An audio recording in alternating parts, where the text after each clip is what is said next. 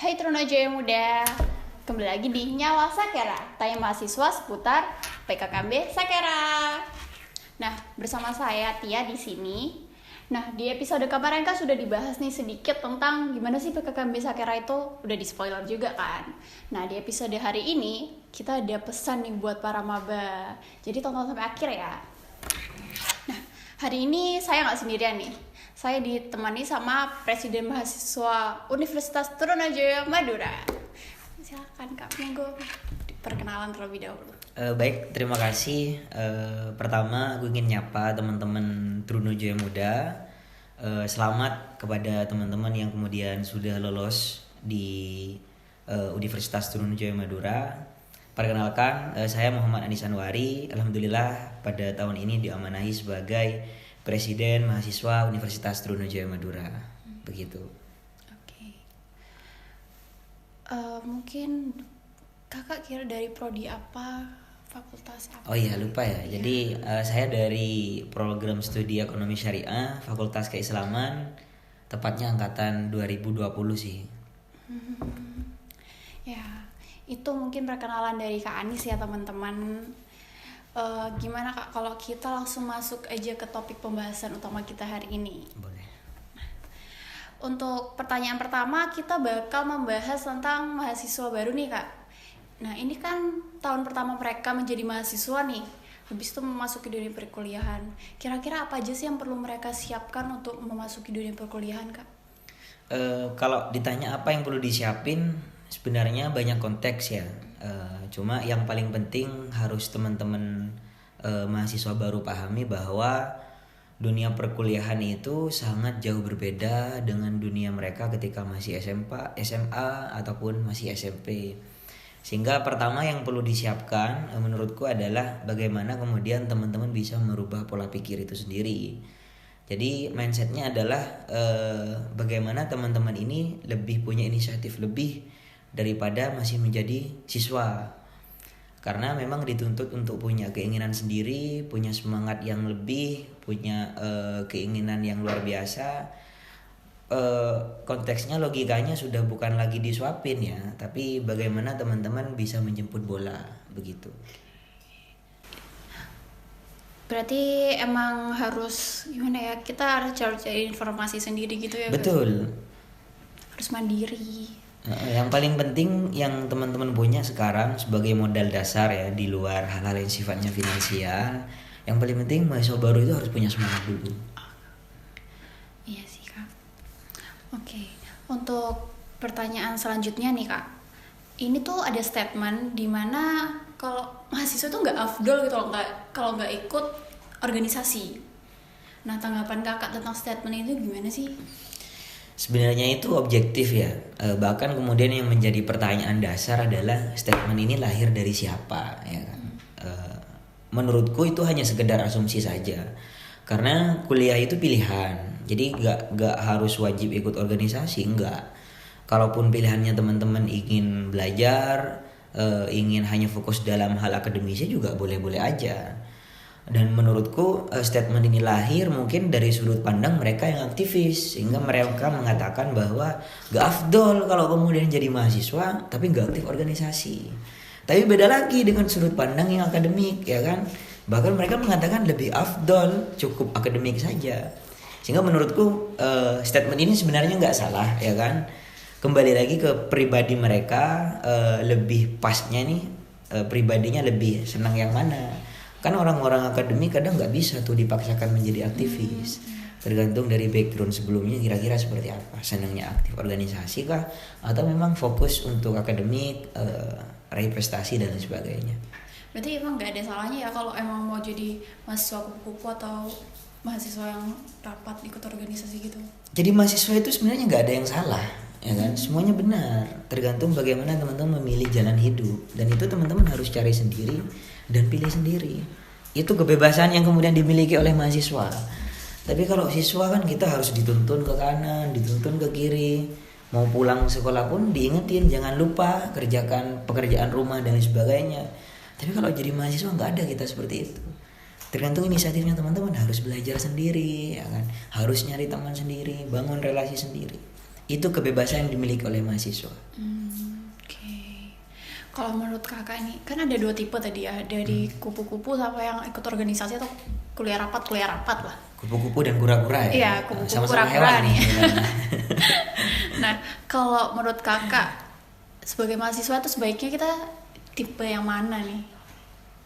Antara kupu-kupu atau kura-kura ya. Ya, atau mungkin tipe yang lain kalau mungkin kakak tahu dia kuliah kerja juga mungkin ada kan. Sebenarnya selain kupu-kupu dan kura-kura tuh banyak macamnya ya. Ada yang kuda-kuda dan lain sebagainya. Kuda-kuda apa tuh kak?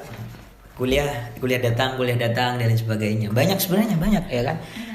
Aku kalau kemudian filter itu kan dari teman-teman ada yang ngomong banyak sekali yang dipakai ya di banyak kampus selain kupu-kupu dan juga kura-kura. Cuma mungkin yang memang kebanyakan kuliah pulang atau kuliah rapat. Nah, kalau ditanya ini enak yang mana ya kan, atau teman-teman ini lebih pasnya kuliah pulang atau kuliah rapat. Harus dibedah dulu kuliah pulangnya seperti apa. Nah, kalau kuliah pulang nyampe kos belajar kan masih positif tuh. Tapi ini kalau perbandingannya kupu-kupu dan kura-kura yang coba kita bandingkan, kalau kuliah pulang hanya sekedar pulang saja, artinya nggak produktif. Kalau aku secara pribadi lebih baik kura-kura, ya kan, lebih baik kuliah rapat daripada kuliah pulang nyampe kos nggak ngapa-ngapain.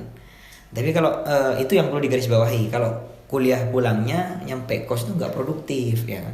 Tapi kalau tetap produktif sebenarnya fan aja kalau teman-teman mau kuliah pulang begitu. Terus kan berarti kan kalau kuliah rapat ikut organisasi. Nah, worth it gak sih kak kalau ikut organisasi itu? Terus kira-kira privilege apa yang bakal kita dapat sebagai mahasiswa nih kalau kita ikut sebuah organisasi? Kalau aku karena aktivis ya, kalau ditanya worth it enggaknya, worth it banget ikut organisasi. Kalau ditanya privilege apa, manfaat apa yang bakal didapat, sebenarnya banyak banget yang kemudian bisa teman-teman dapat. Terutama kalau teman-teman berpikir panjang tentang 10 tahun ke depan, 20 tahun ke depan, visioner ya. Tidak hanya tentang selama dia kuliah, enggak. Bahkan pasca dia kuliah, mau kerja, mau ngejar profesi, menurutku organisasi itu juga menjadi salah satu variabel pendukung untuk bisa survive di dunia kerja. Itu yang jelas per hari ini yang akan teman-teman dapat di kampus kalau kemudian teman-teman aktif organisasi, relasi, pertemanan itu jelas. Yang biasanya teman-teman cuma kenal di fakultas aja nih, antar prodi.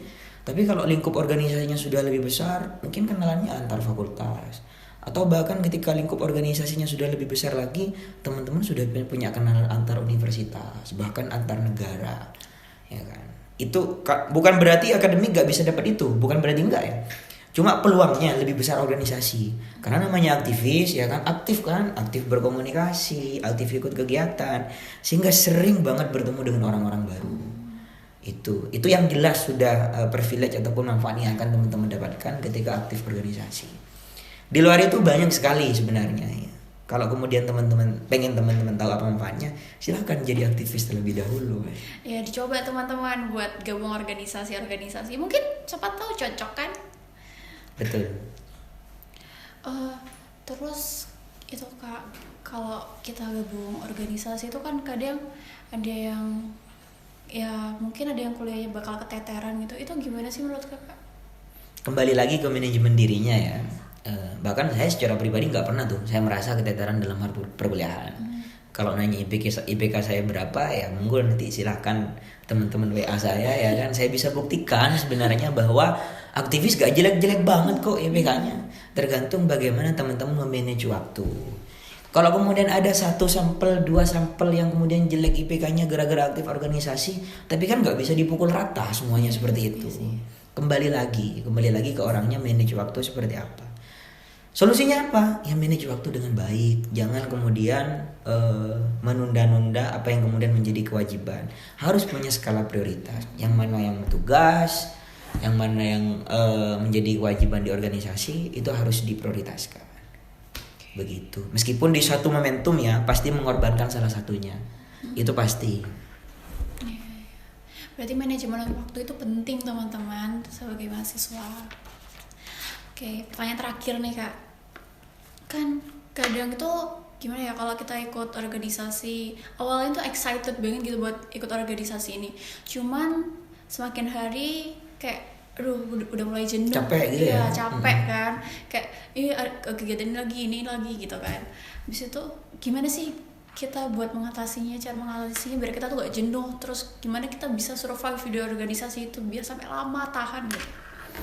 Oke, sebenarnya aku garis bawahi ada 2 pesan sih yang kemudian bisa menjadi jawaban, mungkin paling tidak bisa meminimalisir ya kejenuhan ikut organisasi.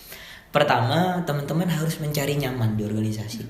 Nyamannya gimana? Tergantung teman-teman sebenarnya. Banyak variabel yang kemudian bisa membuat teman-teman nyaman dengan orang-orangnya, atau dengan program kerjanya, atau mungkin dengan rapat-rapatnya dan lain sebagainya. Dan itu harus teman-teman cari sendiri.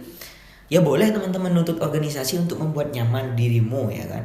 Tapi nggak bisa, itu kamu sepenuhnya pasrahkan terhadap organisasi.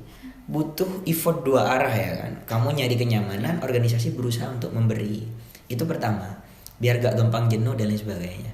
Yang kedua, menurutku teman-teman harus punya target masuk organisasi. Apa nih targetnya ikut organisasi? Nah, jadi ketua boleh banget ya kan. Itu sebagai motivasi bagaimana terus bisa aktif organisasi. Aku misal masuk organisasi BEM nih, misal Hima, atau nanti ketika mahasiswa baru kan peluang besarnya di UKM dulu tuh. Habis UKM teman-teman bisa lanjut ke Hima. Teman-teman punya target jadi ketua, boleh-boleh aja. Aku dari sekarang nih harus jadi ketua ya kan. Itu sebagai motivasi dalam diri, bagaimana kemudian bisa terus mengeksplor dirinya, bisa terus kreatif dan aktif di organisasi. Kalau dua pegangan ini bisa teman-teman dapat, aku yakin teman-teman bisa survive banget di organisasi. Itu. Tapi kalau misalnya gini Kak, kita tuh udah gabung awalnya tuh, terus ternyata kan awalnya nggak tahu, ternyata di dalam organisasi itu ternyata lingkupnya agak toksik gitu Kak. Terus kita kayak, aduh aku nggak tahan nih di sini, kita kira-kira gimana ya Kak? Aku dari sudut pandang realistis aja ya. Memang ada organisasi yang seperti itu. Makanya di awal teman-teman coba untuk mencari banyak organisasi. Jadi gak cukup satu. Kalau teman-teman nanya ke Anis dulu pas maba ikut berapa organisasi, banyak ya kan. Banyak maba itu langsung tak daftarin semua ya kan. Ya gak semuanya sih, tapi emang banyak yang kemudian aku ngerasa ini cocok buat aku secara pribadi. Sehingga aku daftar banyak. Nah, nanti pasti ada dari diantara misal ikut 5, 2-nya cocok, nyaman. Pasti itu. Sehingga jangan cuma menjatuhkan hati atau menjatuhkan pilihan terhadap satu organisasi. Cobalah dulu ikut yang banyak. Nah nanti tinggal dipilih tuh, ini enak sih menurutku, ini sesuai sama passionku, ini sesuai dengan kebiasaanku, karakterku, sehingga bisa survive di organisasi itu. Apa hukumnya meninggalkan organisasi yang tidak bikin nyaman? Gak apa-apa. Ya gak apa-apa, gak ada hukumnya. Dalam Islam juga gak dilarang ya kan. Gitu. Kalau nggak nyaman ya nggak apa-apa, cari nyaman di organisasi yang lain. Yang penting teman-teman tetap aktif. Gitu. Tapi kan biasanya diomongin gitu kayak di si ini tiba-tiba kok nggak aktif gitu. Biasanya gitu sih ya. Ya itu konsekuensi kan, konsekuensi moral yang akan teman-teman dapatkan. Tapi selama teman-teman bisa aktif di berbagai banyak. Tapi kalau status anggota menurutku gak jadi problem ya. Yang kemudian harus teman-teman perhatikan kalau statusnya sebagai pengurus, itu baru teman-teman harus pilih betul. Tapi kalau kondisinya anggota menurutku fair-fair aja teman-teman ikut banyak dulu. Ini tanda kutipnya anggota ya, bukan pengurus. Kalau pengurus punya kewajiban untuk aktif, beda lagi. Jadi yang aku sampaikan tadi, ikut banyak dulu organisasi itu statusnya anggota. Tapi kalau sudah mengurus ya kan, punya kewajiban untuk aktif di kepengurusan itu. Jadi jangan pakai lagi tuh mindset yang tadi. Begitu. Terus kalau ikut banyak nih awalnya, terus keteteran nih kayak, duh ternyata ini nabrak sama ini gitu gimana Kak? Ya harus milih lah salah satunya. Oh, milih. Ya makanya ketika teman-teman interview, coba aku tanya gimana kalau tabrakan. Mencoba dua-duanya, nggak bisa, itu hal yang mustahil ya kan. Ya udah realistis aja, kamu prioritas yang mana ya kan. Kamu prioritas yang mana, lebih nyaman yang mana, itu yang akan menjadi pilihan. Ya meskipun di suatu momentum pasti bisa ya, coba misal di jam yang sama, aku 1 jam ke sini, 1 jam ke sini, itu bisa ente lakukan 1 kali 2 kali. Gak bisa seterusnya begitu. Pasti nanti ada momentum gak bisa ikut dua-duanya. Sehingga harus punya prioritas, lebih enak yang mana. Prioritas berdasarkan apa? Banyak sekali. Misal dari besar enggaknya organisasinya, BEM nih sama Hima. Ya kalau aku milih BEM aja, hadir ke BEM daripada ke Hima ya kan. Karena mungkin lebih besar, lebih tinggi dan lain sebagainya. Begitu. Berarti tergantung skala prioritasnya. Makanya hidup itu sebagai teman mahasiswa baru harus punya prinsip dulu tuh. Iya. Kalau hidup gak punya prinsip, maka gampang digoyahkan oleh yang lain. Itu, dan dalam hal ngambil keputusan gak akan tegak lurus, gak akan berbanding lurus keputusan yang pertama dengan yang kedua. Sehingga buat prinsip hidup dulu tuh. Apalagi sudah jadi mahasiswa, emang benar-benar dipaksa untuk mandiri ya. Jauh dari orang tua ya kan. Teman oke, mungkin yang peduli, yang care ke kita cuma 1-2 orang. Gak bakal peduli terhadap urusan masing-masing kita mau ngapain ya kan. Yang ada lah mungkin 1-2 orang. Tapi kebanyakan mayoritas mereka nggak peduli. Sehingga emang harus punya prinsip sendiri dan tahu mana yang harus kamu lakukan dan mana yang enggak. Oke. Berarti semua tergantung prioritas dan nggak salah teman-teman buat coba-coba dulu ikut organisasi. Benar. Ya itu tadi pertanyaan terakhir Kak. Oh, udah selesai nih. Sudah. Merasa singkat banget sih sebenarnya. Itu penutup buat episode hari ini teman-teman. Seru banget ngobrol sama Kak Anis. Mungkin lain kali bisa sharing-sharing lagi kita. Ya, sampai jumpa di PKMB Sakera 2024 nanti bakal ketemu saya juga teman-teman di sini. Anis. Nanti disapa-sapa, semoga kita bisa Iya, nyapa aja nggak apa-apa. Ya, terima kasih banyak Kak Anis sudah mau menyempatkan waktu datang ke sini. Merepotkan. Senang sekali sebenarnya bisa hadir dalam kesempatan kali ini, bisa menyapa teman-teman mahasiswa baru meskipun secara virtual ya kan. Karena jangan takut ya kan, kita bakal ketemu nanti di PKMB Sakera. Ya teman-teman. Nah, untuk sobat Trunojoyo Muda, jangan lupa buat follow kita di sosial media untuk mendapatkan informasi terbaru tentang PKKMB Sakera. Ya, sampai jumpa di episode selanjutnya. Terima kasih.